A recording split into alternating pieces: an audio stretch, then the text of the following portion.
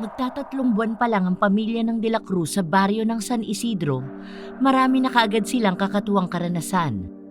Isa sa mga hindi inaasahang pangyayari ay ang bali-balita patungkol sa mga misteryosong nilalang na nangangatok sa mga kabahayan tuwing gabi.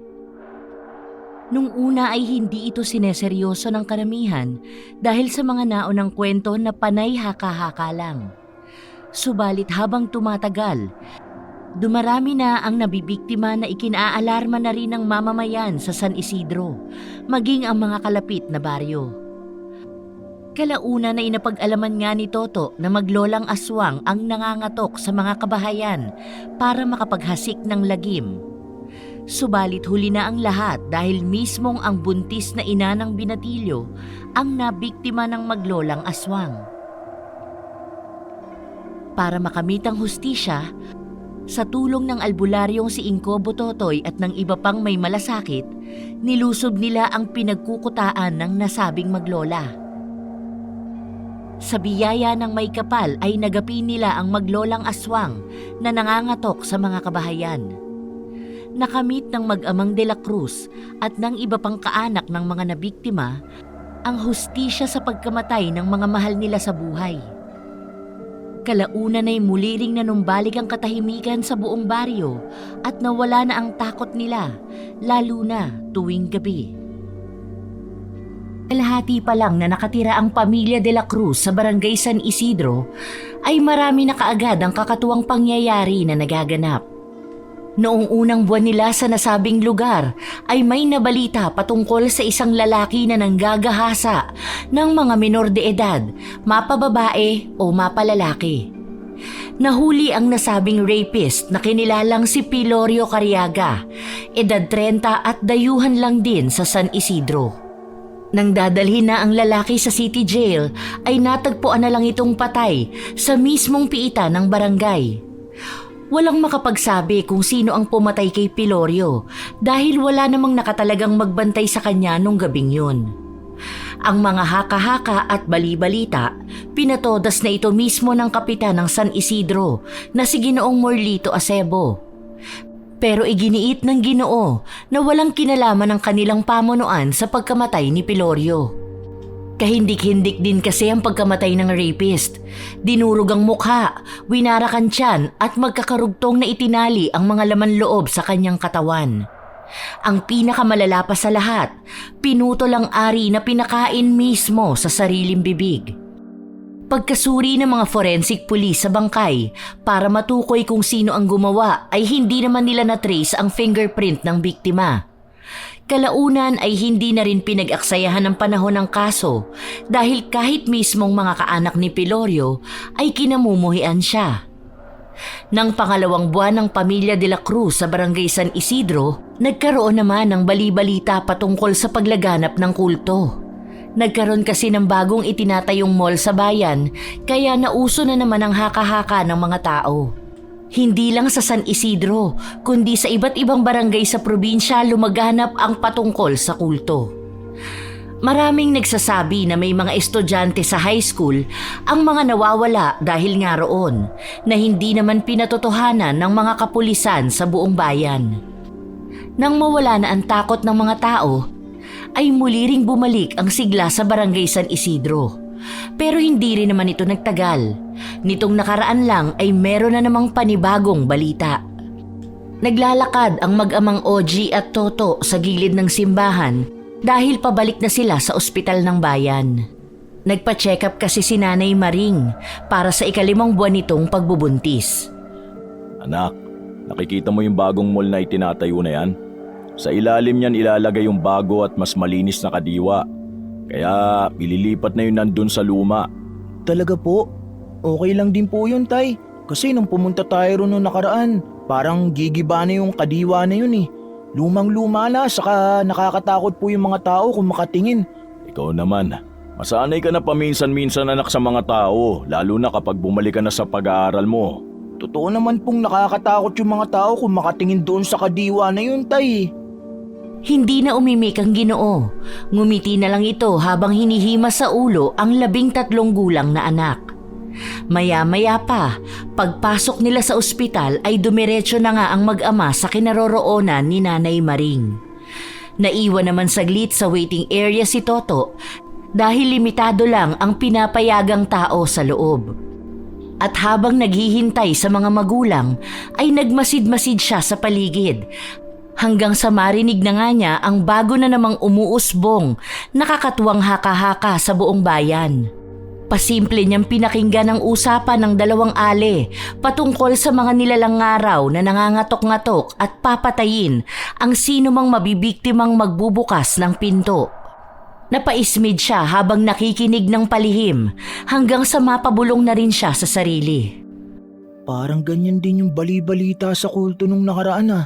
Ang sabi pa nila, kapag iniwan mo raw yung kahit anong gamit mo sa labas ng bahay katulad ng tsinelas o mga sinampay, yun daw ang dinadasalan ng mga kulto tapos mahihipnotis mo na ang may-ari. Kaya sa ayaw at sa gusto mapagbubuksan sila ng pinto hanggang sa mabiktima na at madukot. Ano naman kaya ang eksenang tinutukoy ng dalawang tsismosang to? Nagpatuloy siya sa pakikipag-usyoso, kaya lang ay naudlot na yon nang lingunin siya ng mataray na babae at pang-irapan ng mata.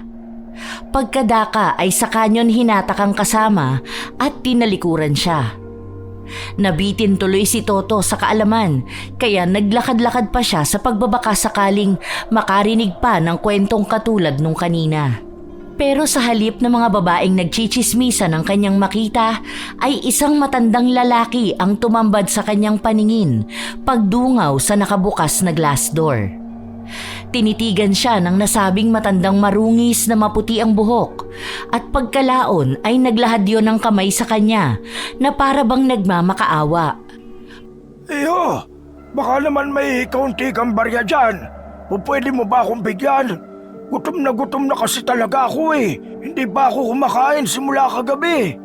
Naku, wala po akong pera. Pero meron po akong biskwit dito, Manong. Ingko Butotoy na lang nga itawag mo sa akin. Sige, tatanggapin ko na yan. Salamat! Walang anuman po. Pagkabigay ng nasabing pagkain ay tatalikuran na sana niya ang matandang lalaki, kaya lang ay bigla pa itong nagsalita. Hindi niya rin alam kung bakit pero napalingon siya dahil tila makahulugan ang mga sinasabi ng Ginoo. Alam mo ba na ang lahat ng bagay at pangyayari ay sadyang itinadhana? Hindi aksidente ang pagtatagpo ng mga bagay-bagay. Lahat ay may kaugnayan. Po, hindi ko po kayo maintindihan, Inko. Huwag ka lang manawang magbigay ng tulong sa mga nangangailangan at darating ang panahon ay masusuklian ka ng mas magandang bagay. Hindi na natapos ni Inko Butotoy ang pagsasalita sapagkat dumating na ang gwardya at sinita na siya. Bawal nga naman kasi ang katulad niya sa ganoong ospital kahit pasabihing pampubliko. Pag-alis ng matandang lalaki ay napakunot na lang ng noo si Toto bago bumalik sa waiting area kung saan niya hinintay ang tatay at nanay niya. Mabilis na lumipas ang oras. Nang makauwi na sila ng bahay habang naghahapunan pasado 6:00 ng gabi, ay napag-usapan nga ng mga magulang niya ang patungkol sa narinig na kanina sa mga tsismosa. Ayon sa kanyang Nanay Maring, may nabalita nga raw sa kalapit na baryo na isang pamilya ang namatay matapos mapagbuksan ang estrangherong kumakatok pasado 10 oras na ng hating gabi. Ayoko sanang sabihin to, Pangga. Pero kasalanan din naman yun na may-ari ng bahay. Alam nilang 10 oras na ng hating gabi. Bakit pa sila magpapapasok ng mga estranghero sa bahay nila? Sino naman ang matinong taong kakatok kapag anong oras? Hindi mo naman din kasi masasabi, Pangga, ang sitwasyon. Hindi naman sa kasalanan ng biktima yon. E paano kung sadyang matulungin lang talaga ang pamilya nila? Yun nga ang problema sa pagiging matulungin, Pangga. Kaya kayo, kapag wala ako rito wag na wag kayo magbubukas ng pinto kahit anong mangyari. Aalis na po kayo ulit, Tay? Oo anak 2 linggo kami ron sa kabilang bayan. Mahirap kasi kung mag-uuwian ako dahil halos nasa 4 na oras ang biyahe. Huwag kayong mag-alala. Kapag natapos naman na to dyan na ulit ako sa bayan madedestino. Wala lang akong pagpipilian ngayon dahil na-aksidente yung isa naming kasamahan na doon nakadestino. Ako lang naman ang pwedeng pumalit sa kanya kailan na po ang alis nyo? Ngayong Lunes na anak. Basta ang payo ko lang, huwag mong pababayaan ang nanay mo ha. Maging matulungin ka at huwag magpasaway. Opo, Tay. Huwag kang mag-alala, Pangga. Hindi naman pasaway yung anak mo. Mas pasaway ka pa nga dyan kung tutuusin eh. Napangiti na lang si Toto dahil sa sinabing yon ng kanyang ina at pagkatapos ay nagpatuloy na sila sa pagkain ng hapunan hanggang sa sila ay mabusog. Nawala na rin sa usapan nila ang tungkol sa bago na namang kumakalat na balita sa buong San Isidro. Mabilis na lumipas ang oras at araw. Pagsapit ng Lunes ay maagang ang nagbiyahe sina Tatay OG papuntang bayan. Nandun kasi ang service nilang sasakyan papunta naman sa kabilang bayan kung saan sila madedestino. Normal naman ang naging araw ng mag-ina, maliban lang sa balitang meron na naman nga raw na biktima ang mga tinaguriang Katok Gang. Pasado 7:30 ng umaga pagkagising ni Toto ay narinig niya ang ina na nakikipag-usap sa dalagang kumare nitong si Chang kung tawagin. Habang nagwawali sa bakuran si Nanay Maring ay tinatalakay nga nila ni Chang ang bagong insidente na naman na nangyari sa kabilang baryo. Naku, Mare, medyo nakakabahala yung bagong balita na naman ha. Nung nakaraang buwan, parang ganyan din pero mga kulto naman. Tapos ngayon, parang serial killer naman yata. Serial killer? Marami palang maloko rito sa San Isidro. Bakit kaya dito pa naisip na lumipat ni nanay at tatay?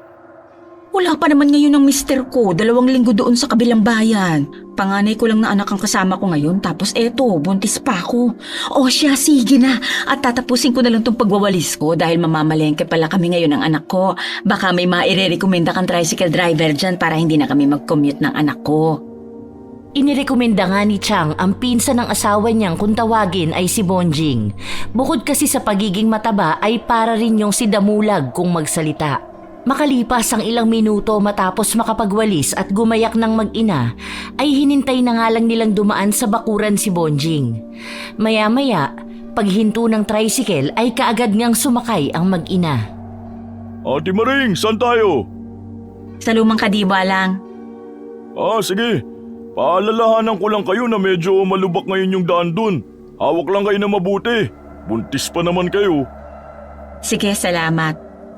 Alis na tayo ha. Pero sigurado na ba kayo na dun ang punta natin? Ayaw nyo sa bagong kadiwa. Bukas na rin kasi yun eh. Bukas na nga raw, sabi ni Kumaring Chang, pero kakaunti pa lang ang mapagpipilian, kaya doon na muna tayo sa lumang kadiwa. Mas malapit din kasi hindi na tayo pupunta ng bayan. Okay, tara na. Naka-backride si Toto kaya habang nagbabiyahe sila ay nakipagkwentuhan na rin muna siya kay Bonjing tungkol sa kumakalat na Katok Gang. Kuya Bonjing, sa palagay niyo po ba totoo yung tinatawag nila ngayong Katok Gang? Parang nung nakaraan lang yan. Yung kulto-kulto daw kuno tapos ang ending sinisiraan lang yung ginagawang mall kasi ayaw pumayag ng ibang taga-kadiwa na magbayad ng malaking upa.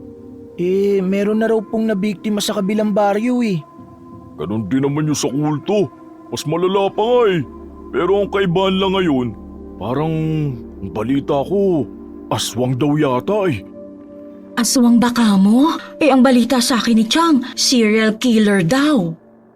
Hindi yata narinig ni Ate Chang yung sinabi na nakita nga raw yung mga biktima doon sa kabilang baryo na wakwakan tiyan. Tapos, ubos yung mga laman loob. As in walang natira. Nilantakan daw lahat. Anong klaseng serial killer naman kaya ang gagawa ng ganun? Ano siya? Cannibal? Grabe naman pala yung sinapit. Itong si Chang kulang-kulang din magchismis Ang sabi pa nga 2 tao raw yung tinatawag na Katok Gang pero hindi lang matukoy kung lalaki o babae o kung pareho bang lalaki o kung parehong babae. Naku, kahit ano pa yan, nakakatakot pa rin. O anak, Toto, narinig mong sinabi ng Kuya Bonjing mo ha, hanggang maaari umiwas-iwas ka muna magpagabi sa labas ha. Nanay naman, kailan niyo naman po ako nakita magpagabi sa labas ng bahay simula po nung tumira tayo rito sa San Isidro? Sa bagay, pero pinapaalalahanan pa rin kita dahil mahirap na, lalo na ngayon na kung ano-anong balitang nababalita natin dito. Nung una, yung rapist na Polorio na yon, tapos yung kulto, tapos ito naman ngayon, na Katok Gang na aswang. Ayos din yung aswang na yun Nangangatok pa sila samantalong nung araw umaakyat lang sa bubong. Dahil sa sinabing yon ni Nanay Maring ay napabuntong hininga bigla si Bonjing. Meron kasing ideya ang matabang binata kung ano talaga ang meron sa lugar nila. Maraming nagpapatunay subalit na natiling tahimik lang sa kung anong kadiliman ang bumabalot sa San Isidro. Mismong siya ay pinaniniwalaan ang patungkol sa mga aswang dahil minsan na siyang nakakita nito nung bata-bata pa lang. At hindi niya malilimutan ang tungkol sa bagay na yon. Nag-alala si Toto para sa ina, lalo na ngayong buntis ito. At sa pagkakaalam pa naman niya ay madalas na pinupuntiriya ng mga aswang ang mga nagdadalang tao. Hindi man niya kaano-ano ang babae, nag-aalala pa rin siya rito, kaya lang ay hindi rin naman masabi kung anong meron sa kanilang pupuntahan. Ayaw niyang gulatin ang buntis dahil baka makasama ito sa sanggol na nasa sinapupunan nito. Sa lalim ng iniisip ng binatilyo, hindi na namalayan na napadaan na sila sa malubak na daan. Senyales na malapit na sila sa nasabing kadiwa. Naku, pasensya na Ate Maring. Isabi ko naman sa inyo na medyo malubak na ang daan lalo na't malapit na sa kadiwa. Ayos lang ba kayo? Ayos lang naman, hindi naman nagrereklamo tong nasa tiyan ko. Babagalan ko na lang ho ang takbo. Huwag mo na ako masyadong intindihin. Tignan mo na lang yung malubak na daan at saka yung angkas mo sa likod. Baka mamaya nahulog na pala. Si nanay talaga kahit kailan to. Nagtawanan na lang silang tatlo habang ang atensyon ni Bonjing ay nakasentro sa malubak na daan. At ilang saglit pa nga ay nakarating na sila sa lumang kadiwa. Pare-pareho silang nagulat dahil tila ang bilis at ang laki na kaagad ng pinagbago ng lugar. Marami na ang mga saradong pwesto pero may pangilan-ngilan pa rin namang mga nagbebenta at mamimili sa lugar. Pagkahinto at pagkababa ng tricycle ay hindi na kaagad nagustuhan ni Toto ang atmosfera ng lugar. Hindi niya rin maintindihan ang sarili dahil ilang beses naman na siyang nakapunta sa lumang kadiwa. Ngayon kasi pakiramdam niya ay puno na ng bigat at kadiliman ng kapaligiran. Sigurado ka po, Nay, na dito na tayo bibili ng pang-ilang araw nating pagkain? Parang mas okay na po yata sa bagong kadiwa, katulad ng sinabi ni Kuya Bonjing. Sabi ko naman sa iyo Ate Maring pwede ko naman kayong ihatid sa bayan. Mukhang doon na rin naman dinadala yung mga sariwang gulay, karne at isda na binibenta. Hindi ko na rin mapansin yung mga pinagbibilhan namin dito Hindi naman po sa pangmamaliit na Parang dito na yata binabagsak yung mga bulagsak na gulay at iba pa Doon na lang po tayo sa bagong kadiwa, sa ilalim ng bagong tayong mall. Ay naku, okay na yan. Mas murang ang bilihin kapag ganito dahil bagsak presyo na yan sila. Dapat maging wais tayo sa buhay, hindi puro kaartehan. Pagkain din naman yan. Nanay naman? Oy, anong nakakahiya ron Doon lang tayo sa practical dapat. Malalaman nyo rin yan kapag nag-asawa na kayo. Tara na anak, may iwan ka na lang ba rito? Hindi na hinintay ng ginang ang anak na sumagot. Maingat na siyang naglakad papunta sa loob ng pamilihan. Paglingon naman doon ni Toto ay napansin kaagad niya sa pinakadulo ang maglolang nakatingin sa kanyang nanay habang nakangiti ng makahulugan. Ang mga ngiting yon ay nagbigay ng kakaibang kilabot sa buo niyang pagkatao. Samahan mo na nanay mo at hihintayin ko na lang kayo rito. Sige po, Kuya Bonjing. Pagkasunod nga ng binatilyo sa kanyang ina ay nagtuloy-tuloy na sila hanggang sa pinakadulo dahil naroon ang ilang isda at gulay. Sinalubo nga kaagad sila ng makahulugang ngiti ng maglolang tindera. Pasimple namang napakunot ng noo si Toto dahil hindi niya talaga gusto ang titig ng maglola. Buntis, ngayon ko lang nakita ang mukha mo dito Siya nga pala, sariwang-sariwa pa mga isdang to. Pero kung ayaw mo naman ng isda, meron akong karne rito. Bumili ka lang ng isda, ibibigay ko na sa'yo ng libre. Talaga ho, Manang? Ay, oo naman. At saka wag mo na akong tawaging Manang. Ako si Basya at ito nga po kong si Nena. Nena, kunin mo nga yung natitira nating karne sa imbakan. Pasensya na po, Lola Basyang sa tanong ko. Baka naman po may amoy na yung karne na sinasabi nyo. Grabe ka naman, poging binatilyo. Magbibigay ba naman ako ng sirang karne? Di ako rin ang nasira sa inyong magiging bago kong suki. Ay, pagpasensyahan niyo na ho itong anak ko. Sige ho, kukunin ko na tong 2 malalaking bangus. Sige. At dahil magsasara na rin kami, magbibigay na lang din ako sa inyo ng libreng mga gulay doon sa tinitinda ng apo ko. Mas lalong natuwa ang nanay ni Toto sa narinig at pagdating nga ni Nena ay kaagad niyong inabot ang 1 kilo ng karne. Pagkatapos nun ay nagbalot na rin siya ng mga gulay-gulay. Tuwang-tuwa nga si Nanay Maring sa mga natanggap habang ang kanyang anak ay napapakunot noon na lang dahil sa pagtataka. Sabi ko naman sa iyo, anak, kapag ganito ay bagsak presyo talaga. Bagsak presyo po kasi masisira na. Aray, Napakamot sa tagiliran ng binatilyo dahil pasimple siyang kinurot ng ina habang iningitian ng maglola.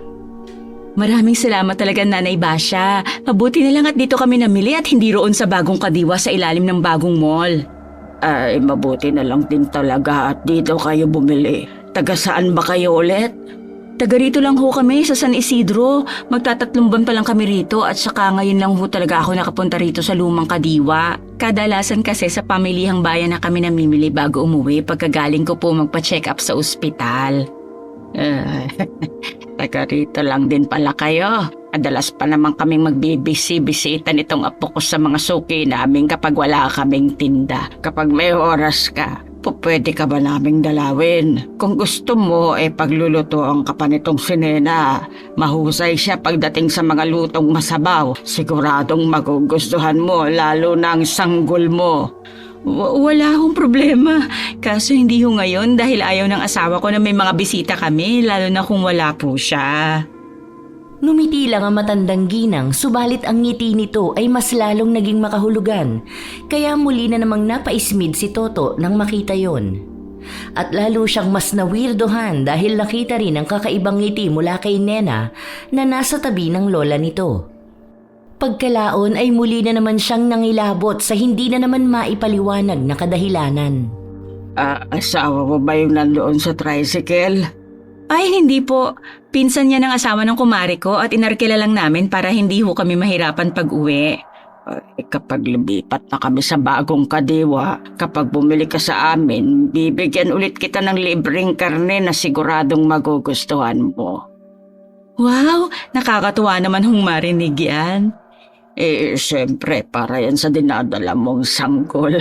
Ilang buwan na ba yan, ha? 5 buwan na ho. Salamat ho talaga.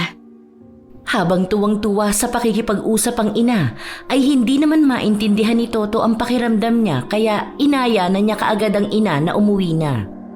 Magpapaalam na nga rin sana ang ginang sa tindera, kaya lang ay bigla siyang hinawakan ni Lola Basha na ikinagulat nilang mag-ina. bakit po? Ay, nakalimutan niya itong 1 kilong karne. Kunin mo na, iho. Maraming salamat po sa inyo. Nang makuha na ang lahat ng pinamili ay dali-dali na ngang nagtungo ang mag-ina sa paradahan kung saan naroon ang tricycle. Nang makita naman sila ni Bonjing ay kaagad yung umalalay sa buntis. Kinuha nga ng matabang binata ang mga pinamili nila at saka ipinasok sa loob ng tricycle. Tara na po Kuya Bonjing, umalis na po tayo rito. Parang masyado ko naman nagmamadali dyan, Toto. Hindi pa yata okay ang nanay mo eh. Ayos na po ba kayo, Nay? Oo, sige. Tara na at umalis na tayo. Huwag masyadong magmadali sa pagmamaneho dahil malubak ang daan. Dali-dali ngang minaniobra ni Bonjing ang tricycle, pero bago tuluyang umalis sa lugar na yon ay napalingon pa si Toto kina Lola Basha at Nena. At gano'n na lang ang pagkabog ng kanyang dibdib nang makita ang nakakalokong ngiti ng maglola. Mabilis na lumipas ang oras. Pag-uwi ng kanilang bahay ay nakahinga ng maluwag ang binatilyo. Naramdaman niya ang unti-unting pagtalima ng puso niyang tila lalabas na kanina sa sobrang lakas ng pagkabog. Bonjing, maraming salamat pala ha. Buti na lang at doon tayo namili ngayon. Nakalibre pa nga ako ng karne. Ito palang bayad ko sa'yo. Sa susunod ulit ha. Salamat din, Ate Maring. Basta ipatawag niyo na lang ako kapag kailangan niyo na service, ha? Hindi na pinakinggan ni Toto ang usapan ng dalawa dahil nauna na siyang pumasok sa loob bit-bit ang mga pinamili nila mula sa lumang kadiwa. Maya-maya, matapos niyang marinig ang tunog ng tricycle na papalayo, ay sinundan na yon ng pagpasok ng kanyang ina sa loob ng kanilang bahay. Habang hinihiwalay niya ang mga gulay, isda at karne, ay dumiretso naman ang nanay niya sa lababo. Nak, itong isda na lang munang lutuin natin ha. Nagkarne na kasi tayo kahapon kaya bukas na lang natin to iluto. Ano sa tingin mo? Sige lang po, Nay. Alam niyo rin naman po na hindi ako masyado mahilig sa karne. Tsaka, okay pa po ba to? Pagbukas ng plastic bag ay inamoy-amoy pa muna ng binatilyo ang karne para masiguro kung okay pa itong kainin. O ano, sabi ko naman sa'yo ayos pa yan.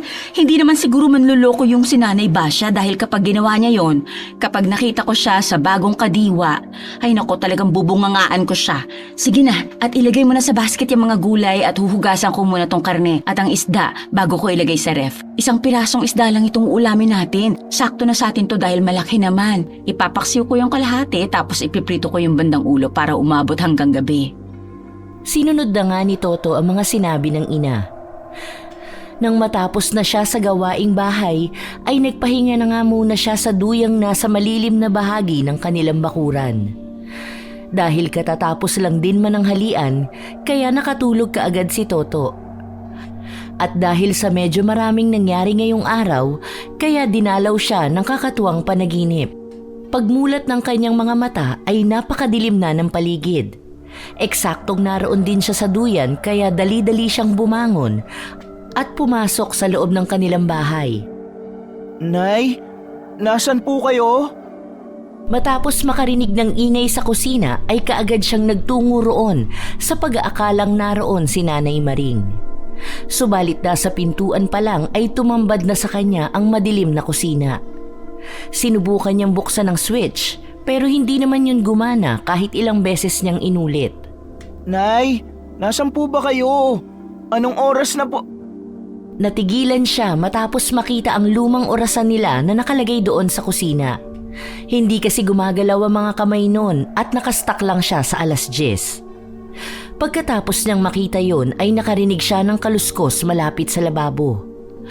Paglingon ay napansin niyang umuga ng bahagya ang basket na nakasabit sa bandang itaas. Nilapitan niya ito habang pinagmamasdan ng mabuti hanggang sa makita niya ang kagulat-gulat na bagay. Ang mga karneng ibinigay sa kanila ng maglolang Basya at Nena ay nabubulok at inuuod na. Kaya pala umuuga ng bahagya ang basket dahil naglalaglagan na ang napakaraming uod mula roon.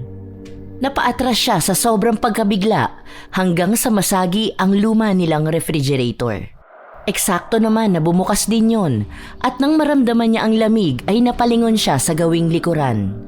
Sa isang iglap, kasabay ng malamig na usok na lumabas mula sa refrigerator ay umalingasaw din ang nakasusulasok na amoy.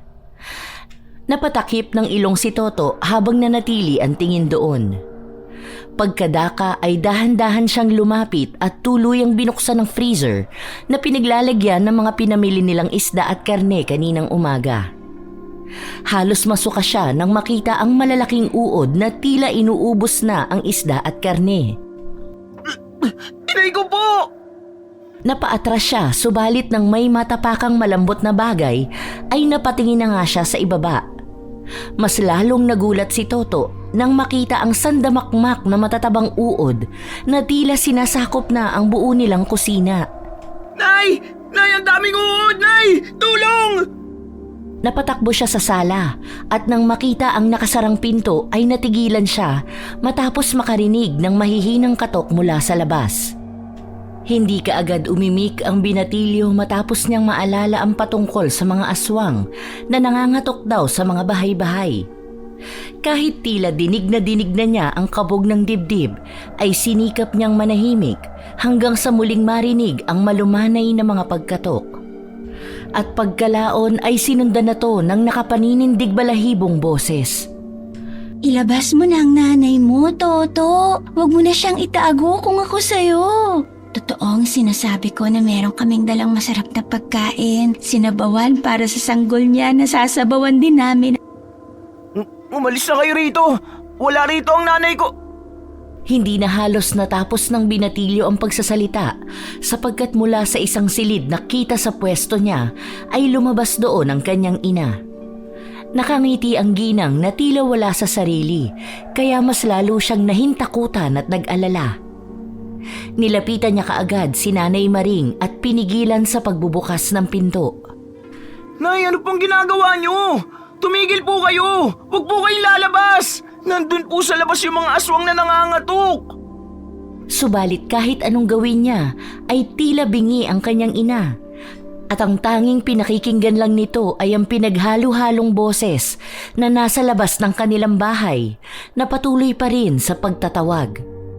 Nay Maring, dalian mo na rito sa labas. Nakahanda na mga dala naming pagkain ni Lola. Pagsasaluhan natin to at pagkatapos ang sanggol naman sa sinapupunan mong pagsasaluhan namin.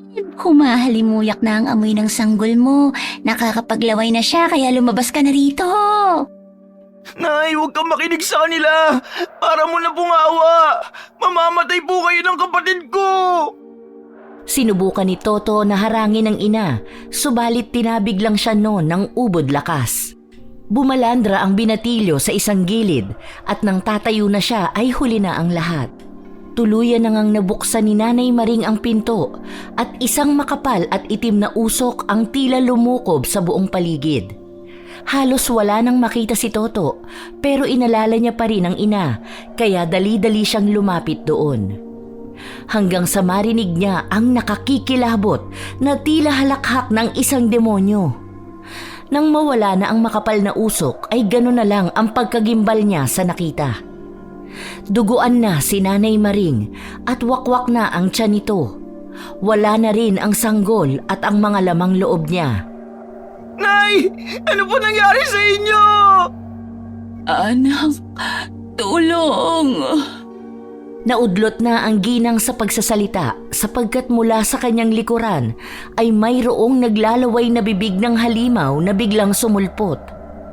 Nilamon ang buong ulo niya hanggang maputol at humandusay sa sahig ang walang buhay na katawan. Nanay ko! Napabalikwas na ng bangon si Toto at gano'n na lang ang gulat niya nang sumambulat sa kanyang mukha si Tatay Oji. Tay, Oh, ba't parang gulat ka naman na makita ko ha? akala ko po kasi, di ba nasa kabilang bayan na kayo? Bumalik kami ni Sir Marvin. May kailangan kasing kunin kay Kapitan Morlito kaya lang mamayang gabi pa ang balik nun kaya umuwi na muna ako. Pupunta na lang ako rin mamayang gabi. Ganun po ba? Oo nga, parang lutang ka pa.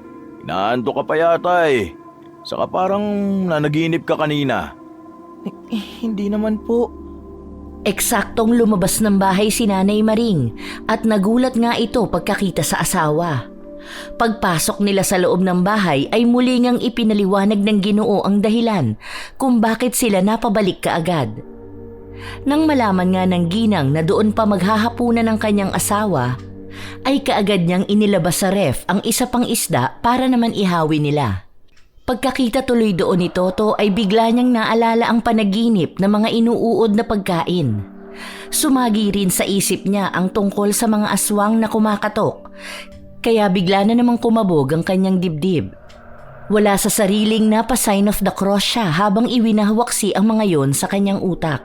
Maya-maya pa, pagsapit na ng 7:30 ng gabi, habang naghahapunan sila ay napagkwentuhan na naman nga ng pamilya ang tungkol sa mga bago na namang ganap sa kanilang baryo.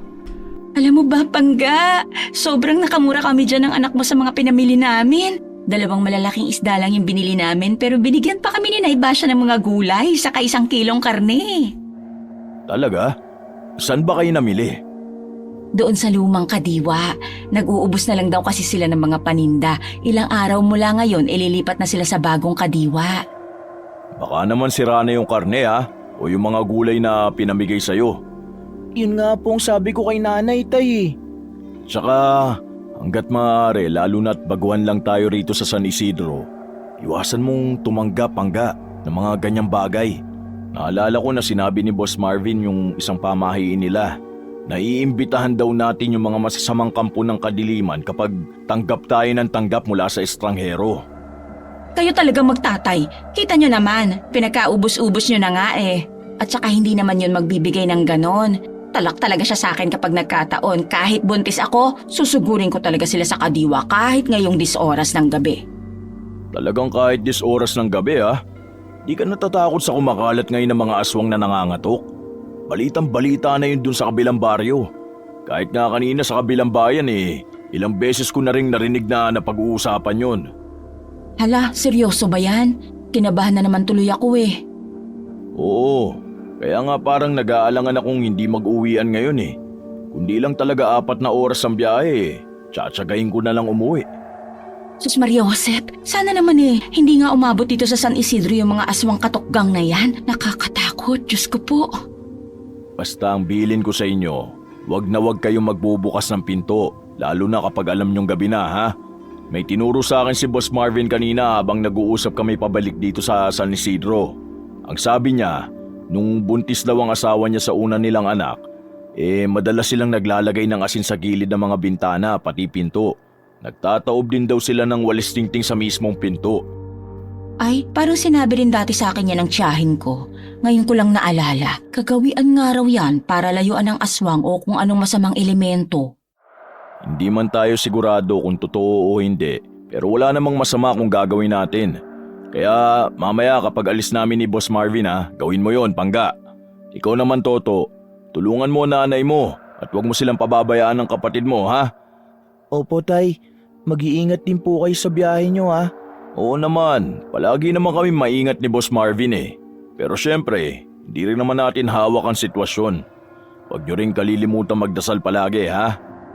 Habang pinag-uusapan ng tungkol sa aswang na nangangatok, ay nagpatuloy nga sila sa pagkain ng hapunan. Walang kamalayan ang buong pamilya sa panganib na naghihintay sa mga susunod na oras.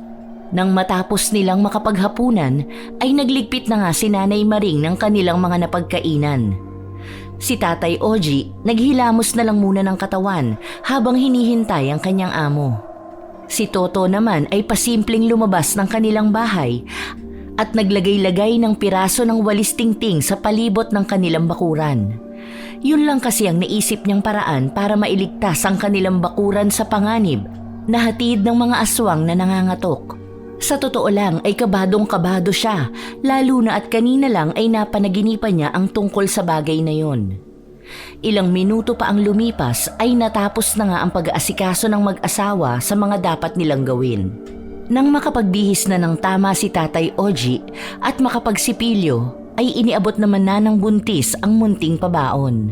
Narinig na rin kasi nila ang sasakyan ni Boss Marvin na bumusina sa labas ng kanilang bahay.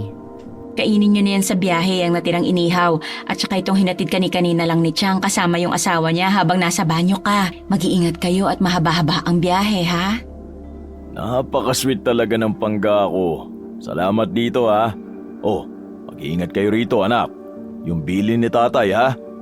Opo tay, ingat po kayo. Pasado 9:00 ng gabi, pag-alis ng sasakyan ni Boss Marvin ay parehong napatingin ang mag-ina sa labas ng bahay at pinakiramdaman ang tahimik na kapaligiran. Nabasag lang ang katahimikang yon dahil sa biglang pag-alulong ng aso mula sa hindi kalayuan. Kabadong napatingin sa kinaroroonan ng ingay ang mag-ina habang dali-daling isinasara ni Nanay Maring ang kanilang gate. Napayakap pa sa sarili ang babaeng buntis at napa-sign of the cross bago tuluyang pumasok sa loob ng bahay. Si Toto naman ay napasilip sa bintana habang isinasara yon at nilalagyan ng mga asin ang bawat gilid. Narinig mo po ba yung alulong ng aso, Nay? Susunod na po, Nay. Ikakandado ko lang po yung bintana. Okay, sige. Bilisan mo at magsisimula na ako ha. Opo. Maya-maya, nang masara na ni Toto ang mga bintana, kaagad siyang sumunod sa ina na nakapwesto na sa altar na nasa pagitan ng sala at kusina. Naabutan na niya si Nanay Maring na katatapos lang magsindi ng kandila. Pagkaluhod ng ginang ay sumunod na nga siya rito at nagsimula na ring mag-sign of the cross. Ama namin, sumasalangit ka, sambahin ang ngalan mo, mapasa amin ang kaharian mo, sundin ang loob mo dito sa lupa para ng sa langit. Bigyan mo kami ng aming kakanin sa araw-araw at patawarin mo kami sa aming mga sala, para ng pagpapatawad namin sa nakakasala sa amin. At huwag mo kaming ipahintulot sa tukso at iadya mo kami sa lahat ng masama. Aba, Ginoong Maria, napupuno ka ng grasya. Ang Panginoon Diyos ay sumasa iyo. Bukod kang pinagpala sa babaeng lahat at pinagpala naman ang iyong anak na si Jesus. Santa Maria, Ina ng Diyos, ipanalangin mo kami makasalanan, ngayon at kung kami mamamatay. Sabay na nag-amen ang mag-ina at sabay rin sila na nag-sign of the cross. Kasunod noon ay hinipa na ni Nanay Maring ang kandila. Anak, maghilamos ka na ng katawan mo para makatulog ka ng presko. Opo, Nay. Pinagmasdan muna saglit ng binatilyo ang ina na nagtungo muli sa kusina para isalansa ng mga plato na nahugasan na kanina pa. At pagkatapos noon ay isinara na nga rin ng mabuti ng ginang ang pinto sa likod ng kanilang bahay. Nang makita niyang pumasok na ang ina sa silid nito, ay saka pa lang siya naghilamos ng katawan. Ilang minuto pagkatapos nun ay dumiretso na siya sa kwarto. Nahiga sa maliit niyang papag at nagdasal pa ng panalangin bago matiwasay na natulog. Pagsapit ng 12:00 ng hating gabi, ay tila na alimpungatan si Toto dahil sa paulit-ulit na kaluskos na naririnig niya bandang ulo na ng bintana ng silid na tinutulugan niya. Marahan siyang bumangon at paglingon sa banda roon ay napansin nga niya ang iilang anino ng tao. Tila kanina pa pabalik-balik ang mga yon sa palibot ng kanilang bakuran habang ang ilan ay parabang pilit binubuksan ang nakasarang bintana. Kaagad niyang naisip ang mga aswang na kumakatok sa bahay-bahay na siya ngang nababalita ngayon na naghahasik sa bawat baryo. Kaya naman pagapang siyang lumabas ng kwarto at nagtungo sa silid ng ina, nagising na rin pala. Nay, may mga tao po sa labas ng bahay. Magtago ka, anak. Magtago ka sa aparador at kahit anong mangyari, wag kang lalabas. Pero paano po kayo? Huwag mo alalahanin ng nanay. Bilisan mo na at magdasal ka lang ng mabuti. Hindi na natapos ng ginang ang pagsasalita sapagkat nakarinig na nga sila ng mahihinang katok mula sa pinto mismo ng bahay. Dahil naman doon ay tila nanigas ang tiyan niya. Para bang ang sanggol sa kanyang sinapupunan ay natatakot din sa mga nangyayari. Okay lang po ba kayo, Nay? Tumitigas lang ang tiyan ko, nak. Ang kapatid mo natatakot siya. Magtago ka na. Bilisan mo. Hindi ko po kayo iiwan, Nay. Nangako po ako kay tatay. Lumapit lang si Nanay Maring sa kaniyakap si Toto habang pilit nang umingiti. Kahit ang totoo ay takot na rin siya sa mga nangyayari. Hindi nila sukat akalain na sa dami ng bahay sa San Isidro ay sila pa ang mapagdidiskitahan ng mga aswang na nangangatok. Pagkalaon ay muling napakislot ang ginang dahil gumalaw na naman ang sanggol sa sinapupunan niyang takot na takot. Nay, magtago na po tayo. Anak, hindi ba't sinabi ko sa'yo na huwag matigas ang ulo? Magagalit sa'yo ang tatay mo kapag masyadong matigas ang ulo mo. Sige na at magtago ka na ron sa aparador. Huwag na huwag kang lalabas kahit na anong mangyari. Labag man sa kalooban ay wala na ngang nagawa si Toto kundi sundin ang ninanais ng kanyang ina. Katulad ng ginawa niya kanina ay marahan siyang gumapang hanggang sa makabalik sa kanyang silid. At gaya ng bili ng ina, nagtago siya sa aparador. Ilang saglit pa ay narinig na lang niya ang boses ng ina mula sa sala na matapang na nagsasalita. Sino ang nandyan, ha? Anong ginagawa niyo sa labas ng bakuran namin? Magsialis na kayo kundi iitakin ko kayo riyan. Tila ba nararamdaman ni Toto ang takot sa tono pa lang ng kanyang ina? Ilang saglit pa nga ay wala pa rin silang narinig na boses mula sa labas ng bahay. Tanging malumanay na pagkatok lang ang tugon ng kung sino man. Akala niyo natatakot ako sa inyo? Sige, subukan niyong pumasok sa bahay ko. Matitikman niyo ang galit ni Maring. Mga animal kayo. Sinasabi ko sa inyo, magsilayas na kayo bago pa ako lumabas at pagtatagain kayo.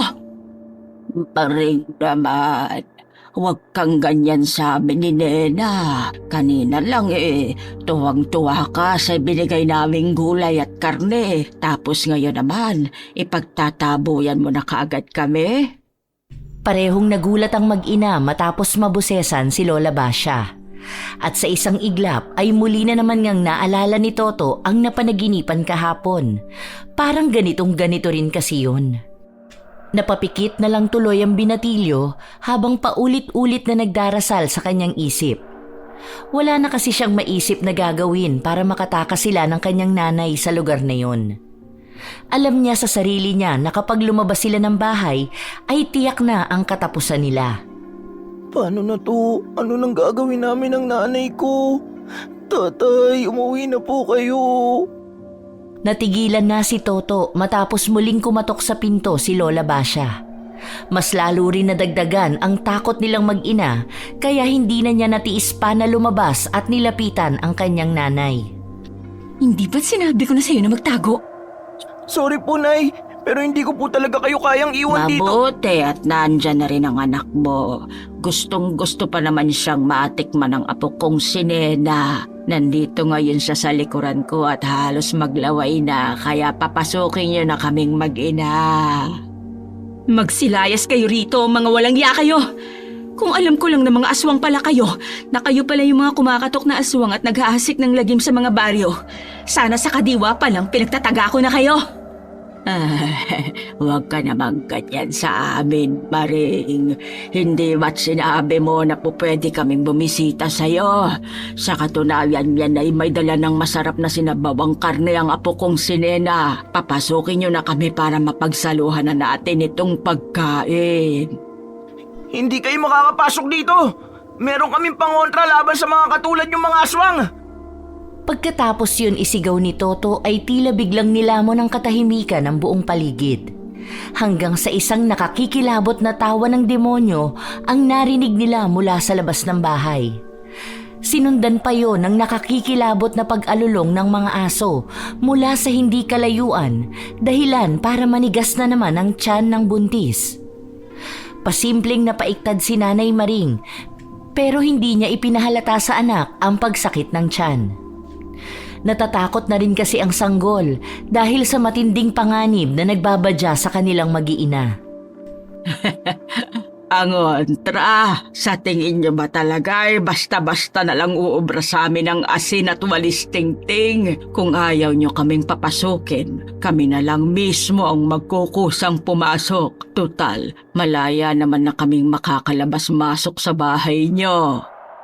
Doon na nga naalala ng mag-ina ang tungkol sa sinabi ng kanilang padre de pamilya. Tsaka, hanggat maaari, lalo na't baguhan lang tayo rito sa San Isidro, iwasan mong tumanggap-angga ng mga ganyang bagay. Naalala ko na sinabi ni Boss Marvin yung isang pamahiin nila na iimbitahan daw natin yung mga masasamang kampo ng kadiliman kapag tanggap tayo ng tanggap mula sa estranghero. Walis na kayo! Utang na loob! Huwag niyo kaming guluhin ng pamilya ko! Magsilayas kayo, mga aswang kayo! Mga walang iya kayong mga aswang! Dinig na dinig ng mag-ina ang tawanan ni na Lola Basha at Nena. Pagkatapos nun ay muli na namang umalulong ang mga aso mula sa hindi kalayuan. Sa isang iglap ay muling natahimik ang buong paligid. Nawala ang mga ngisi at kaluskusan, maging ang alulong ng aso. Maya-maya pa nga ay bigla na lang tila bumigat ang pakiramdam ni na Toto at Nanay Maring, kaya nagyakapan na lang sila ng mahigpit habang takot na takot. Hanggang sa narinig na nga nila ang nakakikilabot na boses ni Nena mula sa labas ng bahay. Dala ko na ang sinabawang pagkain para sa'yo, Nay Maring. Kainin mo to para sa iyong sanggol. At pagkatapos, kami naman ang lalantak sa katawan ninyong mag-iina. Dahil sa mga narinig ay muling naalala ni Toto ang kanyang panaginip. Kaya dali-dali niyang inakag ang ina na nahihirapan na rin dahil sa matinding pagsakit ng tiyan. Nay, umalis na po tayo! Bilisan niyo! Napatingin lang si Nanay Maring sa tapat ng nakasarang pinto habang tila nawawala na sa sarili. Damang-dama pa niya sa sinapupunan ang takot na sanggol kaya hindi rin siya nakakilos ng maayos. Nay, pakiusap po, wag na kayong tumunganga na lang. Tara na po, doon tayo dumaan sa likod ng bahay. Dahil ayaw niyo kaming pagbuksan, kami na lang ang malayang papasok sa inyong bahay. Humanda na kayo. 1, 2, 3. Pagkatapos ng mga katagang yon ay mabilis ang mga sumunod na pangyayari. Sabay-sabay na nasira ang mga bintana at pintuan ng kanilang bahay at mula sa pintuan ay dahan-dahang pumasok sina Lola Basha at Nena. Nang tumambad sa paningin nila si Nena ay halos lumuwa ang kanilang puso sa sobrang kaba. Sobrang nakakatakot kasi ang malapaniki nitong itsura. Bukod doon ay namumula ang mga mata nito at naglalaway ang bibig na halatang hayok na hayok sa sariwang karne ng sanggol na nasa sinapupunan ni Nanay Maring. Magandang gabi, Maring. At magandang gabi rin sa iyo, Toto. Natutuwa akong makita kayo ng ganitong oras. Nagustuhan niyo ba ang mga paninda naming maglola? Ito na pala yung sinabawang dala ko. Pagkatapos sabihin niyo ni Nena ay nakangiti silang lumalakad papalapit sa mag-inang nanginginig na sa takot. Unti-unti na ring nagbago ang itsura ni Lola Basha.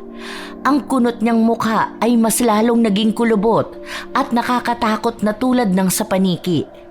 Humaba ang mga tenga, mga ngipin at umatras ang ilong hanggang sa parang mawala na ito. Umusbong din ang mga balahibo sa buo nitong mukha at katawan at saka naglabas ng dila na napakahaba. Utang na loob, huwag niyo kaming sasaktan. Hindi na nakaalis pa si Nanay Maring sa kanyang kinapupwestuhan pero binalak niyang sumigaw para makahingi ng saklolo. Subalit huli na ang lahat. Hindi na siya binigyan pa ng pagkakataon ng maglolang aswang para makahingi ng tulong. Si Toto naman ay wala nang nagawa kundi iwan ang kanyang ina. Bago niya buksan ang pinto sa likod ng bahay ay sinulyapan niya pa ang mga kaganapan. Doon nga ay nakita niya kung paano pagtulungan ng mga aswang ang kaawa-awang inang nangangatog sa sobrang takot. Lola Basha, makakatikim na naman tayo ng sariwang karne ng sanggol. Pero nasa na si Toto? Hindi ba sabi mo ay gusto mo rin malasahan ang sariwang dugo niya at karne? Uunahin ko na muna itong sariwang sanggol dahil mas masustansya ito, Lola. 5 buwan at sariwang-sariwa. Sabay na napatingin ang maglola sa kinaroroonan ni Toto na takot din. Toto, sige lang at tumakbo ka lang muna hanggang sa abot ng makakaya mong marating. Kakain muna kami saglit ni Lola at mamaya sasabihin namin sa iyo kung gaano kasarap ang karne ng kapatid at nanay mo. Pagkasabing yon ng naglalaway na aswang, ay walang ano-ano na lang nitong tinusok ang leeg ng ginang na nagpumiglas pa saglit. Sinunggaban din to ng matandang babaeng aswang at sobrang riing kinagat sa leeg hanggang sa sumirit ang napakaraming dugo mula roon. Anak, takbo na! Napahawak pa si Nanay Maring sa ulo ng aswang at pilit itong inalis sa kanyang leeg. Subalit unti-unti rin siyang nanghina dahil iwinasiwas lang siya ni Lola Basha na parang isang bata. Kitang-kita ni Toto kung paano mangisay ang kanyang ina habang unti-unting naliligo sa sariling dugo. Ilang saglit pa nga matapos ang pagwasiwas ng aswang ay nawala na rin ng buhay ang ginang. Oras na ng hapunan. Ihuli natin ang sanggol at siguraduhin walang matitira pati ang lamang loob ni Maring. Walang awa nilang nilantakan ang kaawa-awang katawan ng buntis habang si Toto ay tumakbo na palayo sa lugar na yon habang sumisigaw ng saklolo. Subalit tila bingi ang gabi at walang nakakarinig sa kanyang paghingi ng tulong. Tanging alulong lamang ng mga aso ang tila naging saksi sa mga pangyayari. Nagtuloy-tuloy siya sa pagtakbo at sinubukan tunguhin ang bahay ng kumare ng kanyang ina na si Chang. Subalit kahit anong katok niya sa gate ng ginang ay hindi naman siya pinagbubuksan. Natatakot na kasi ang mga tao sa balita ng mga aswang na kumakatok, kaya ang tingin nila sa lahat ng gumagawa noon ng ganong oras ay mga mambibiktima. Nang marinig na ni Toto ang ungol ng aswang mula sa hindi kalayuan, ay nilisa na niya ang tapat ng bakuran nila Chang. Tumakbo siya palayo at sinubukang magtungo sa outpost para humingi ng saklolo. Kaya lang, pagdating naman doon ay wala rin siyang naabutang mga tao. Nagtungo na rin siya sa bahay mismo ni Kapitan Morlito, kaya lang hindi rin siya pinagbuksan ng pinto. Sa katatakbo ay hindi na rin niya namalayan na napunta siya sa masukal na bahagi ng kanilang baryo, kung saan wala na ring halos taong nagpupunta. At dahil sa hindi na niya alam ang gagawin at tila damang-dama na niya sa paligid ang mabigat na presensya ng maglolang aswang, ay nagsumigaw na lang siya. Parang awan niyo na, tulungan niyo ako! Tulong po! Yung nanay ko kinain ng mga aswang! Parang awan niyo na po! Kahit sino, tulungan niyo po ako! Biglang umihip ang hangin kaya natigilan siya sa paghingi ng saklolo. Nang dumampi sa balat niya ang malamig na samyo nito, ay mas lalo lang gumapang ang kilabot sa buo niyang pagkatao. At mula sa likuran, sa malaking puno ay nakita niya ang maglola na nasa anyong taong paniki na. Humahalakhak ang mga ito na tila wala ng bukas. Sabi naman namin sa iyo, sumigaw ka lang ng sumigaw at tumakbo ng tumakbo, Toto. Gusto mo bang malaman ko anong lasa ng kapatid at nanay mo? Ito, kunin mo ang kapirasong karne. Nagtira talaga kami para sa'yo. Napaupo na lang ang binata sa lupa nang lumagapak sa harapan niya ang piraso ng sariwang karne. Dala na rin ng matinding takot ay naihina siya mismo sa salawal habang umiiyak at hindi alam ang gagawin. Bibigyan ka namin ng tsansa, Toto. Dahil gusto kita para sa apo kong si Nena. Hahayaan ka naming mabuhay sa isang kondisyon. Uubusin mo ang mga karneng yan para matikman mo rin at masabi kung gaano kasarap ang lasa ng kapatid mong hindi pa naisisilang at ng nanay mong bungangera. Bibigyan ka lang namin ng 10 segundo. Kapag hindi mo nagawa, malungkot man kaming sabihin ito ay susunod ka namin sa nanay at kapatid mo. Takot na pinagmasdan ni Toto ang piraso ng karneng nasa harapan niya. At nang magsimulang magbilang si Nena ay mas lalo lang nadagdagan ang tensyon na nararamdaman niya. 10, 9, 8. Nanginginig ang mga kalamnan niyang kinuha ang sariwang karne habang patuloy pa rin siya sa pag-iyak. Natuwa naman ang maglola sa ginawa niyang yun sa pag-asang maaakay nila ang binatilyo. Sige na, tikman mo na yan, Toto. Huwag kang mag-alala. Kapag natapos ang lahat ng ito ay sinisiguro namin na magiging kaisa ka namin. Kayong dalawa ni Nenang magpapalaganap ng lahi ng aswang sa San Isidro. Parang awan niyo na! Hindi ko po kaya! Pakiusabayan niyo po mabuhay, Lola Masha! Pangako, hindi ko ipagsasabi ang tungkol sa inyo! Natigilan na siya matapos makitang nanlilisik ang mga mata ng matandang aswang at umaangil sa kanya. Nagpatuloy naman sa pagbibilang si Nena na tila hindi naririnig ang kanyang hinaing.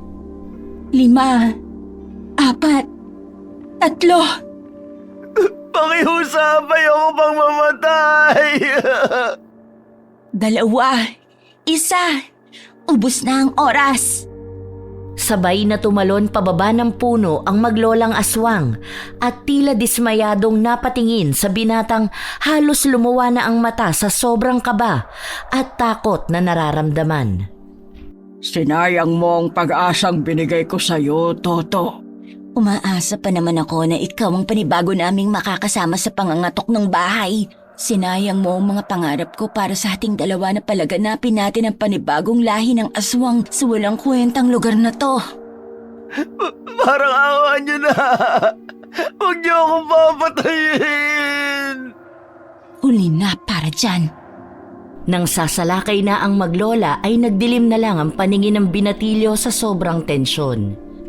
Ang sunod na lang niyang nakita mula sa kanan ay isang sulo at pagkatapos ay narinig niyang nagsigawan na ang maglolang aswang.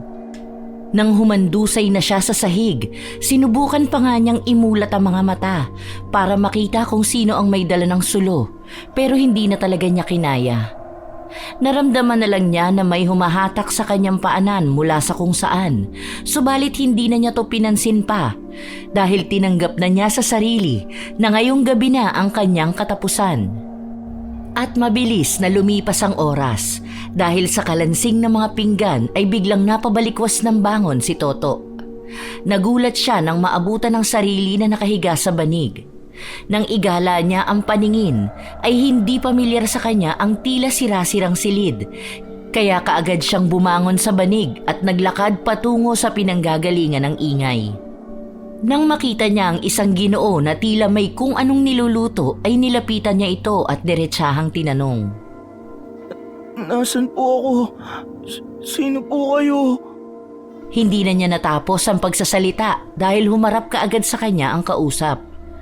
Naningkit ang mga mata niya at pilit iniisip kung sino ang Ginoo hanggang sa maalala na nga niya. Inko? Ako nga to, si Inko Bototoy. Ayos na ba ang pakiramdam mo? Kinapaka pa ng binatilyo ang patpating katawan na tila nalilito pa rin sa nangyayari. Pagkatapos ay sa kanya muling binalingan ang matandang lalaking palaboy. Ayos naman po ako. Teka lang po, anong ginagawa ko rito sa barong-barong nyo? Hindi mo ba naaalala ang nangyari? Nangyari po? Kagabi po ba? Nung nakaraang linggo pa, Toto. Namilog ang mga mata ng binatilyo matapos marinig ang sinabi ng matandang estranghero. Mas lalo lang din tuloy siyang naguluhan kaya nagpatuloy siya sa pagtatanong. Ano pong ibig niyong sabihin nung nakaraang linggo pa? Isang linggo ka nang nakahimlay dyan. Itong pinakukulo ko ngayon na damong gubat at katas ng alagaw lang ang nagsisilbi mong sustansya sa katawan habang tulog ka. Pinaiinom ko to sa iyo kaya pagpasensya mo na ngayon kung medyo lasang damo ang panlasa mo. Teka lang po, wala akong maintindihan, Inko. Hindi muna umimik ang matandang lalaki. May kinalka lang ito sa lumang bag at nang makita na ang isang lumang bote ay sa kanya yon ibinigay kay Toto. Mabuti na lang at nandito pa tong halamang gamot na to. Inumin mo yan pagkatapos mong kumain. Tapos magpahinga ka muna ulit para manumbalik ang mga alaala mo. Huwag kang mag-alala. Dinurog na dahon ng abukado yan na may piraso ng pinatuyong bunga ng saging. Medyo maalat-alat lang dahil sa kapirasong kape at malunggay. Mabisang pampatalas yan ng memorya. Kaya sigurado kung maaalala mo ulit ang lahat. Hindi na nagawang sumagot pa ni Toto dahil matapos iabot sa kanya ang nasabing halamang gamot ay saka naman isinunod ng matandang lalaki ang pagkaing nilagang kamote. Pasensya ka na at ito lang ang matinong pagkain ko rito. Alam mo naman na isa akong palaboy na nanlilimos lang sa bayan. Huwag kang mag-alala. Sa oras na maalala mo ang lahat ay ikukwento ko sa iyo ang buong nangyari at kung paano ka napunta rito. Pero unahan na kita. Ihanda mo ang sarili mo at kailangan mong maging matapang. Opo, salamat dito sa kamote. Ilang saglit pa, pagkatapos kumain ay ininom na nga ni Toto ang nasabing gamot, kasabay ng pinaiinit na damo at katas ng alagaw. At katulad ng sinabi ni Inko Bototoy, ay nagpahinga na nga muna siya hanggang sa muling makatulog ng mahimbing. Bumisa nga rin kaagad ang ininom niyang pampatalas ng memorya. Sa pamamagitan ng mga panaginip ay nanunumbalik ang lahat-lahat sa binatilyo. Simula sa lumang kadiwa, sa mga pangitain hanggang sa pag-atake ng maglolang kumakatok sa mga bahay-bahay. Ganun na nga lang ang gulat ni Toto nang makita kung paanong papakin ng maglolang aswang ang kanyang ina na parang natural na karne. At ang pinakamasaklap sa lahat, sinubukan pang ipatikim sa kanya ang sariwang karne at doon na natapos ang lahat. Kinagabihan, pagkadilat ng mga mata ni Toto ay nasa harapan na si Inko Bototoy na kanina pa pala naghihintay sa kanyang muling paggising. Naiyak siya at niyakap ng mahigpit ang matandang lalaki sapagkat nauunawaan na niya ngayon na ito pala ang nagligtas sa kanya mula sa napipintong kapahamakan. Pagkatapos nun ay nagsimula na nga ang seryosong usapan ng dalawa. Pinatay na mga aswang ang nanay ko at ang kapatid kong nasa sinapupunan pa lang. Kahapon, nailibing na ang nanay mo. Ang tatay mo naman ay nakalang patay ka na. Hindi niya matanggap ang nangyari. Kaya ngayon, pansamantala siyang nakapiit dahil palaging nagwawala. Yung mga aswang na kumakatok sa bahay-bahay, sila po ang gumawa nito sa amin. Hanggang ngayon ay patuloy pa rin na nag-aasik ang maglolang aswang. Nangangatok pa rin sila sa mga bahay-bahay at meron pa rin silang nabibiktima kahit pa nagpaalala na mga otoridad patungkol dito. Si Lola Basha at Nena na nagtitinda ron sa lumang kadiwa, sila po yung mga aswang na yun. Sinasabi ko na nga ba na nandun yung aswang dahil huli kong naramdaman ang puwersa nila ron. Pero sa Lunes ay opisyal nang magsasara ang lumang kadiwa. Dahil bukas naman ang opisyal na kabuo ang pagbubukas ng bagong kadiwa. Anong pinaplano mong gawin ngayon? Gusto ko po magiganti sa maglolang aswang na yun. Dapat po sila magbayad sa ginawa nila sa pamilya ko at sa iba pa nilang nabiktima. Ako po mismo ang papatay sa kanila. Dahil sa tinulungan mo ko nung nanlilimos ako, ngayon ay panahon na para makabawi ako sa tulong mo. Bilang isang albularyo, tungkulin ko rin ang pangalagaan ng mga tao sa San Isidro. Kaya tutulungan kita sa gusto mo. Pero sinasabi ko na sa iyo na hindi magiging madali ang lahat.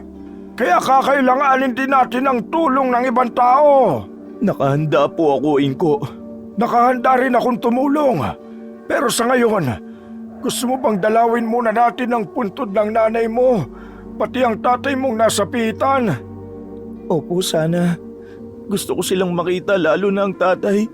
At ipaalam sa kanya na buhay po ako. Bukas na umaga, pupuntahan natin sila kaya magpahinga na muna tayo. Maya-maya pa, nang nakahiga na sa banig si Toto ay hindi naman siya dinalaw ng antok, kaya muli siyang bumangon at sumilip sa sirasirang bintana ng barong-barong. Inalala niyang ulit ang masasayang araw na kasama ang mga magulang. Napaiyak na naman tuloy siya dahil doon. Ipaghihiganti ko po kayo, Nay, at kapatid ko. Tay, maghintay ka lang din po sa pagbabalik ko. Pinapangako ko po sa inyo na magkakaroon ng hustisya ang pagkamatay ni nanay. Pagkatapos ng sentimiento ay babalik na sana siya sa higaan, pero napansin niya na wala si Inko sa higaan nito. Dahil doon ay saglit siyang lumabas ng barong-barong at nakita nga niya ang matandang lalaki sa likuran. Pasimple siyang lumapit doon hanggang sa makita ang ginagawa nito. Hindi naman na siya masyadong nagulat dahil sinabi na nga ng Ginoo na isa itong albularyo. Pero nanayo pa rin ang kanyang mga balahibo habang pinagmamasdan nito sa pag-oorasyon. Gamit ang mga tuyong dahon ng banaba ay paikot na nagsasayaw si Inko Bototoy sa gitna ng mahinang apoy. Iwinawasiwas niya rin ang hawak na dahon habang nagbibigkas ng mga salitang hindi pamilyar. Tahimik at seryoso lang nanonood si Toto sa ginagawa ng matandang lalaki. Deo Altissimo, coram te oro, protege nos et afalasibus tenebrarum magistris nos custodi, contra os males nos adiovanos, et tua virtus losiat in vita nostra. Itaut locus noster, passem recuperare possit. Habang pinakikinggan ni Toto ang mga yon ay damang-dama niya ang mainit at nakagiginhawang enerhiya na tila lumulukob sa buong paligid. Kahit halos sira-sira na ang kanilang sinisilungan, ay alam niya sa sarili na ligtas siya ron. Nang matapos ang matandang albularyo sa pag-oorasyon, ay bigla na lang itong lumingon sa gawi niya. Pero dahil sa hiya ay pasimple na lang kaagad siyang tumakbo pabalik sa loob ng barong-barong at pinilit na ang sarili na makatulog. Kinabukasan, pasikat pa lang ang araw ay tinungo na nga nila ang puntod na kinalalagyan ni Nanay Maring. Hindi alam ni Toto kung maiiyak siya matapos makita ito. Napayukom na lang siya ng kamao habang iniisip kung paano igaganti ang ina laban sa maglolang aswang. Nay, huwag po kayong mag-alala.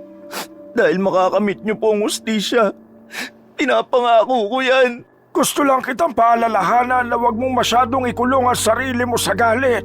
Dahil baka mas maging malupit ka pa sa mga aswang, Toto. Salamat po sa paalalain ko.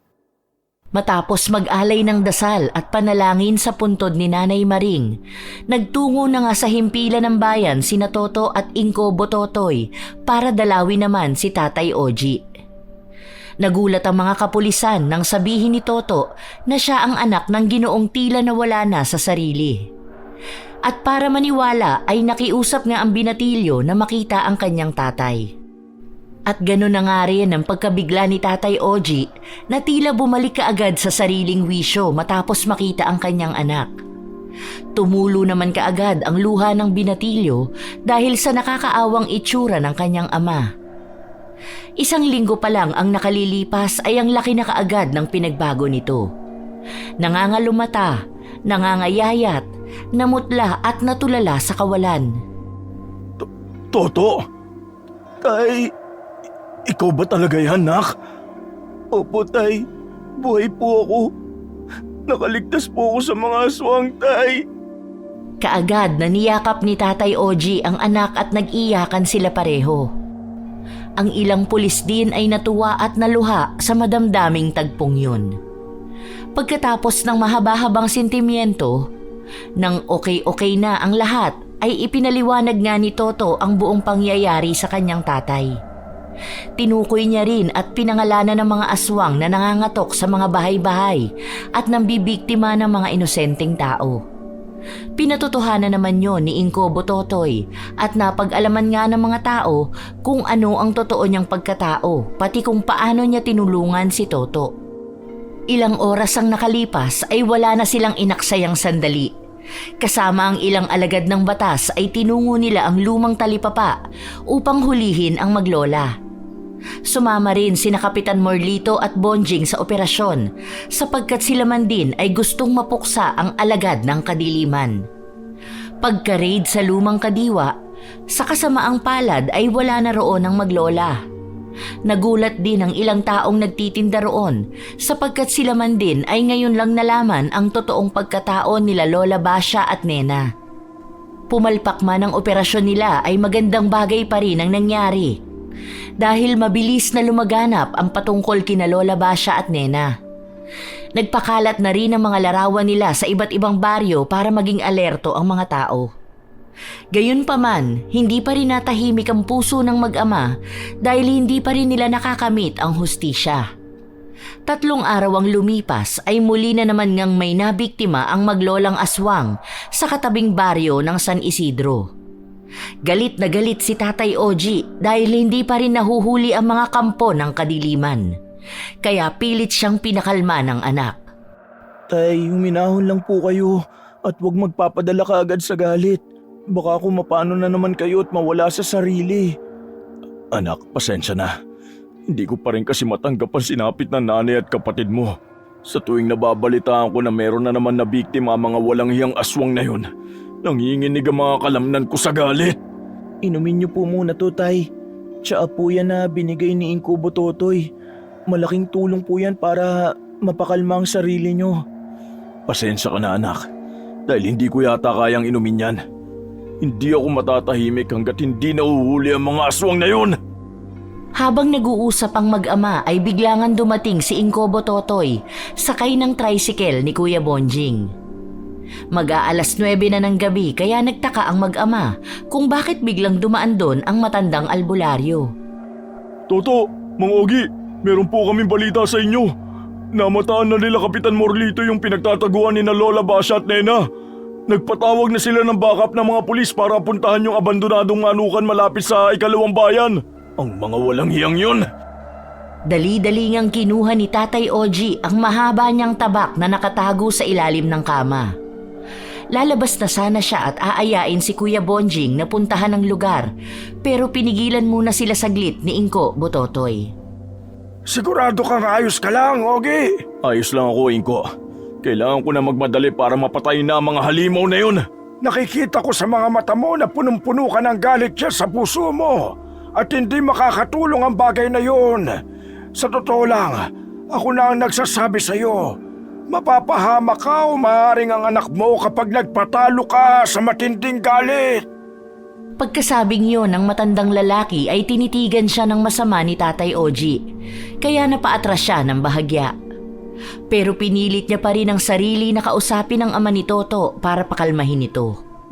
Sinasabi ko to dahil nag-aalala ako sa iyo. Hindi pwedeng galit ang maging ganti natin sa gawa ng kadiliman. Dahil kapag natapos ang paghihiganti, tayo naman ang lalamunin ng galit at mas magiging masahol pa tayo sa mga aswang na yon. Tay, makinig naman po kayo sa sinasabi ni Inko. Nawalan na po ako ng nanay at saka kapatid. Ayoko nang mawalan ng tatay. Baka ako naman po mawala sa sarili pag nagkaganon. Pagkayakap ni Toto sa ama ay nabitiwan naman ito ang hawak na tabak at muli na namang napapaiyak habang napapayukom ang kamay. Tila nagising sa katotohanan si Tatay Oji sa mga sinabing yun ni Inko, Bototoy at Toto.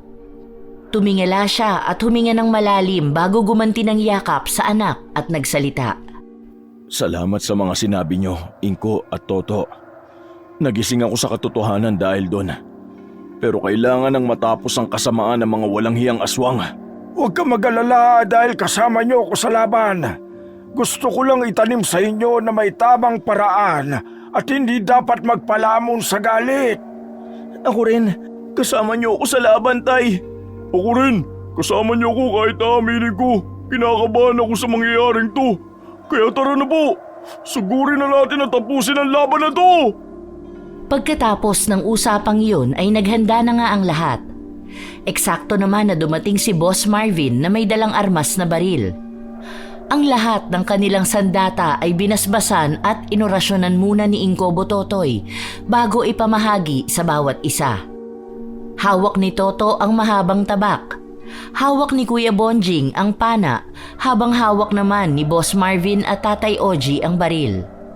Ang matandang albularyo naman ay naghanda lang ng mga ilang pangontra at panlunas kung sakaling makasagupa na nila ang maglolang aswang. Maya-maya pa, pagdating nila sa outpost ay naroon na sila Kapitan Morlito at ang iba pang kapulisan. Nag-usap-usap lang sila at nagplano sa tulong ni Inko, Bototo. At pagkatapos nun ay tinungo na nga nila ang abandonadong manukan. Wala silang inaksayang oras. Mabilis at agaran nilang tinungo ang nasabing lugar para gawin ang alam nilang nararapat. Bukod sa baril, pana, tabak ay mayroon din dalang gamit si Kapitan Morlito na sinasabing pangontra rin laban sa mga aswang. Isa itong uri ng itak na gawa sa ginto. Bukod doon ay mayroon itong bahid ng katas ng halamang talampunay na mabisang pangontra sa alagad ng kadiliman. At habang tinatahak nila ang daan ay narinig nga nilang lahat na nagdasal pa si Inko, Bototoy ng dasal na siya lang ang nakakaunawa. Dahil doon ay nagdasal din si Toto ng sarili niya. Panginoon, ang hiling ko lang po sa gabing to ay huwag niyo po sanang hayaang may mapahamak sa aming lahat. Pero kung ano pa rin ang nais mo para sa ikabubuti ng lahat, yun pa rin po ang mangyayari. Wow, Toto! Nahiya ako sa'yo bigla! Ha? Bakit naman? Ang husay mo kasi manalangin! Palagi ko kasi nakikita yun kay nanay. Dati nga po, sa totoo lang tinatakasan ko siya madalas. Nagkukunwari pa akong tulog. Yung gabi na napapayag niya ako ulit sumabay sa kanya magdasal yun na pala yung huling gabi na magkakasama kami. Kaya nakakalungkot. Totoong nakakalungkot nga yun. Pero at least, hindi mo nalimutan yung mga itinuro niya. Ibig sabihin, nakatanim na yun dyan sa puso mo. Dahil sa sinabing yun ni Kuya Bonjing ay nangilid na naman tuloy ang luha sa mga mata ni Toto. Pero pinigil niyang maiyak dahil hindi rin naman yun ang tamang oras.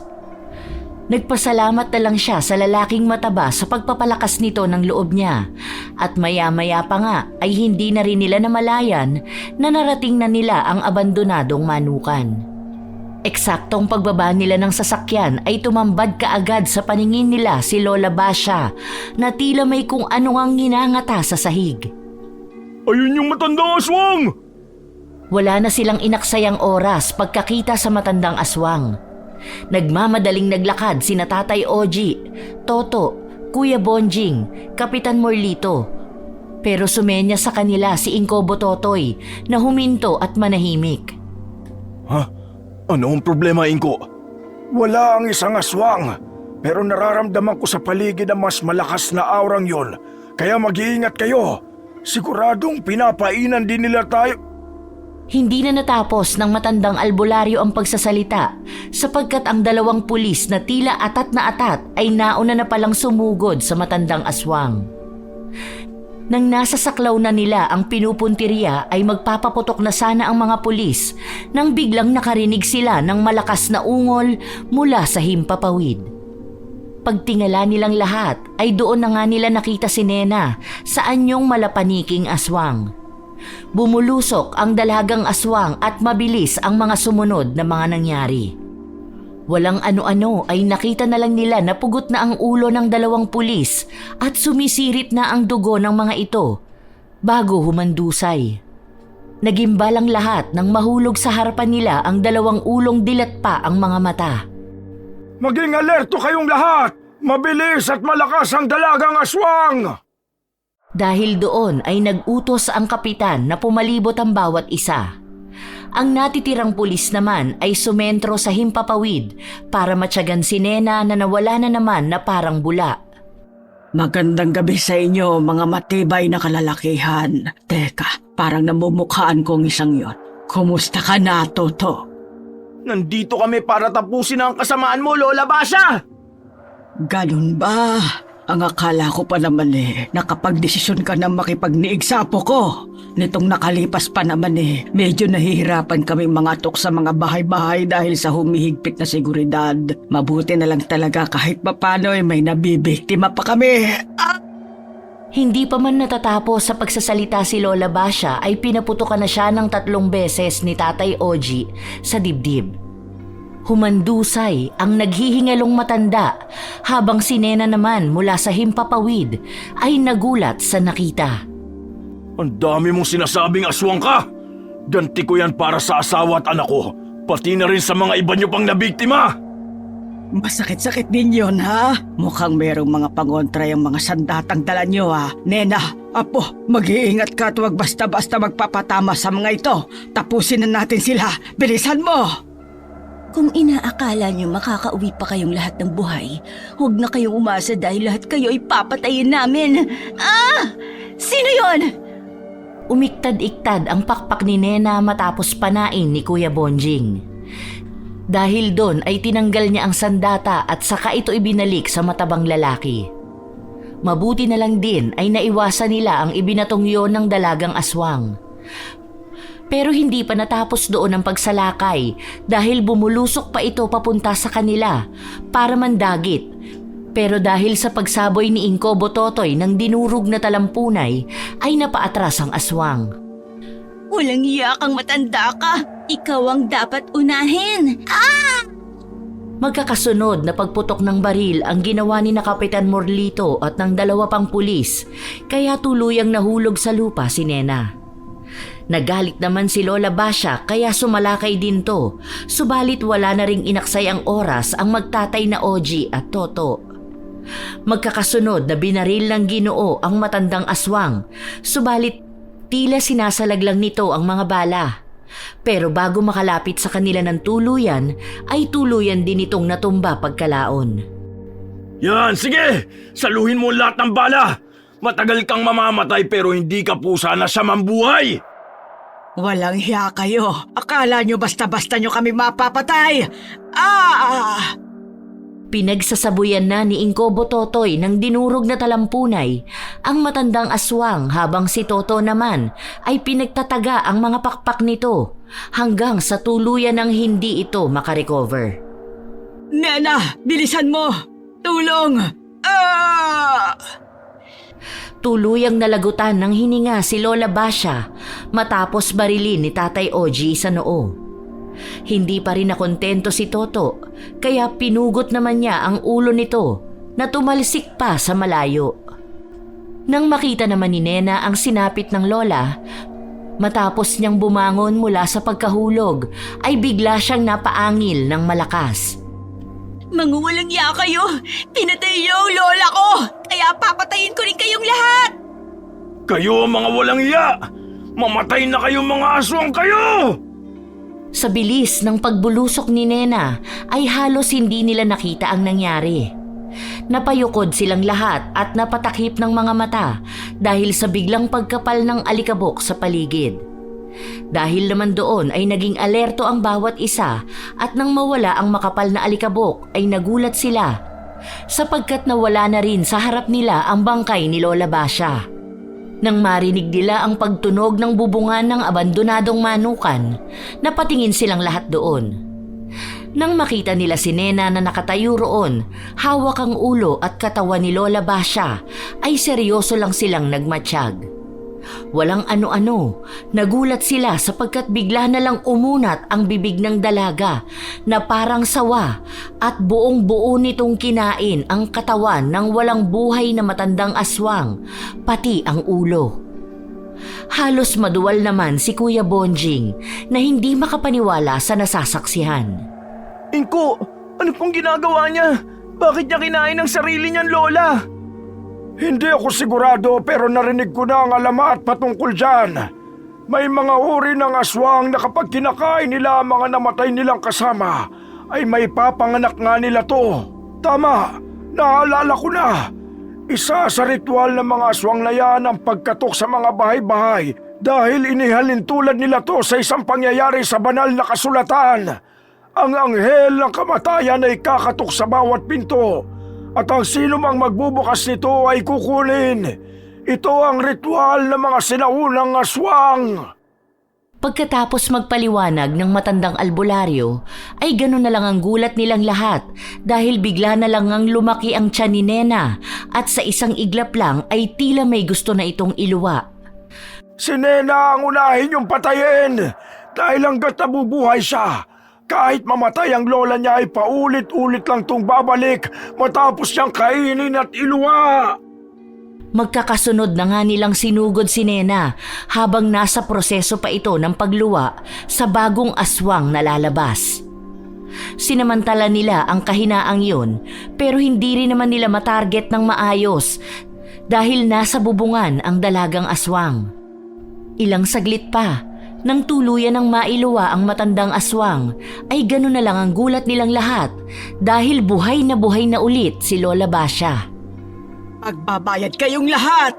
Nena, huwag na nating patagalin pa to. Magkasunurang sumalakay ang maglola kaya naging alerto ang mga kalalakihan. Dinagit ni Lola Basha ang isang pulis at mula sa himpapawid ay pinaghatian nila ni Nena ang katawan nito. Dahil tuloy doon ay tila umulan ng dugo kaya nagimbal na naman silang lahat. Nang makita naman yun ng isang pulis ay tumakbo na to dahil sa takot. Sinubukan naman yung pigilan ni Kapitan Morlito pero nahuli na ang Ginoo. Nadagit na kasi ni Nena ang nasabing pulis at sa ere din ay pinaggutay-gutay ang katawan saka hinagi sa kanila ang iba't ibang parte ng katawan. Anong gagawin natin? Mamamatay na tayo lahat dito! Huwag ka magsalita ng ganyan, Kuya Bonjing. Hindi pa tapos ang laban.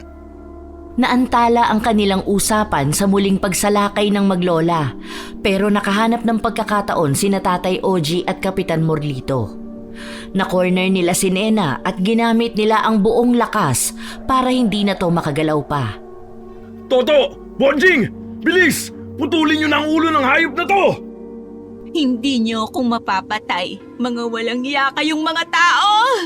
Lola Basha! Gamit ang tapang at buong lakas, biniyak nga ni Toto ang ulo ng dalagang aswang at pinagpapana naman ito ni Kuya Bonjing hanggang sa tuluyang mawalan ng buhay. Nang makita yon ni Lola Basha, ay napaungol ito ng ubod lakas kasunod ng mabilis na pagsalakay.